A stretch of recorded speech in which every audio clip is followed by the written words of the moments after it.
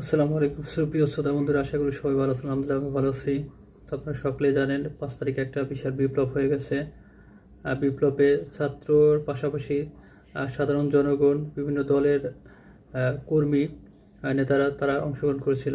কিন্তু স্বাধীনতা পরবর্তী যে সরকার গঠিত হয়েছিল, সেটি কোনো রাজনৈতিক দলের ইচ্ছায় না, সাধারণ মানুষের ইচ্ছা না, অবশ্যই ছাত্রদের ইচ্ছায়, ছাত্রদের পছন্দ মতো একটা সরকার গঠিত হয়েছিল, যেহেতু এই সংগ্রামে ছাত্ররা নেতৃত্ব দিয়েছিল। এখন যা দেখা যাচ্ছে, উপদেষ্টা পরিষদে গোলাম সরোয়ার ফারুকী, শেখ বশিরউদ্দিন, মূলত আওয়ামী লীগের যে পরিবারের যে লোকজনগুলো নিয়োগ পাইতেছে, তো এইগুলা কি আওয়ামী লীগদের পুনর্বাসন?